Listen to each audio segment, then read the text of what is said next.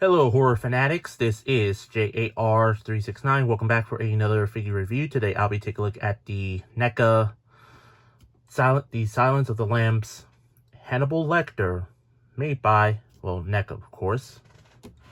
Take a look at the packaging. You can see it's just the usual NECA Ultimate packaging, except the Hannibal Lecter figure is not Ultimate. I'll tell you that later on. You get the image of Anthony Hopkins as Hannibal with the moth on there. And it says The Silence of the Lambs Hannibal Lecter action figure. It doesn't say Hannibal Lecter Ultimate action figure. On the side, it just says The Silence of the Lambs. The other side, same thing. On the back, here's the several images of the character. And the little read-up on the top right there. You could go ahead, pause the video if you want to read it. I think that's the bio about the movie. So yeah. And opening this flap here, you can see there's the image of the figure. And there's the window exposing the figure and the accessories. So that's about it. Let's take out Dr. Lecter out of the package.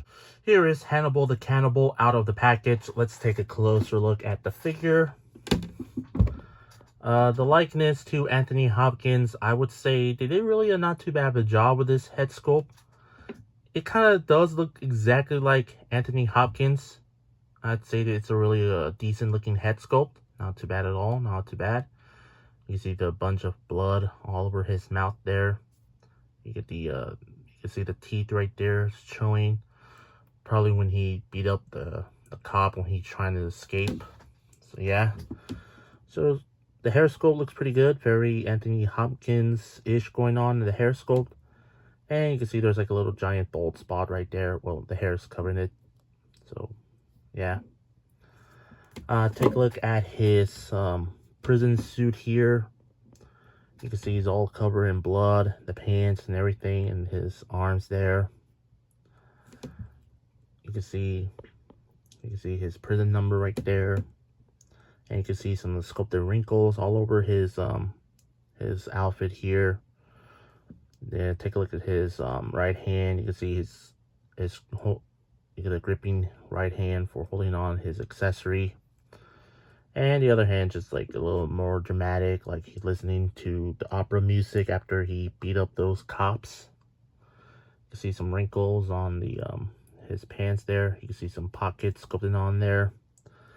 And the back pockets there as well. And take a look at the shoes. Just a pair of white Converse shoes or something like that. Come on. You can see there's some sculpted shoelaces there on here. And on the bottom there's some legalese on his left foot and 2 pegals on the bottom of his feet there. Overall, for the figure itself, the sculpt itself looks pretty good. I'd say they did really a not too bad of a job with this figure. So yeah, the sculpting on this figure looks pretty good. I dig it. Moving on to articulation, there's a ball jointed at the head here, and there's a rotation there as well. Arms do go fully rotate. Well, this arm, well, just a single arm rotation there. No waist articulation and obviously no leg articulation, but there's like a little rotation at the feet and ball jointed there as well. So yeah, there's no articulation on this guy because originally this figure was based on the NECA Classics line. So yeah, so it would not make sense have him called an Ultimate action figure, even though it doesn't say Ultimate action figure. But still, it's not really a too bad looking figure, I would say. Accessories, he does quite come with a few accessories. He does come with a few interchangeable heads. He does come with the more stern looking head, like where he's about to beat the cop to death. And also the more non-blooded Hannibal head. So yeah. I mean, again, on both head sculpts, the likeness to Anthony Hopkins looks pretty decent. I mean, it would not make sense have him put this head on with this one because, well, he's not bloody, but his whole outfit is. So maybe if NECA decides to do an ultimate Hannibal Lecter figure with the blue jumpsuit, I'm pretty sure they're gonna re-release another version of Hannibal where he's all, you know, like in a gurney, wearing the famous mask and everything, just like how they re-released this figure from the Cult Classics line.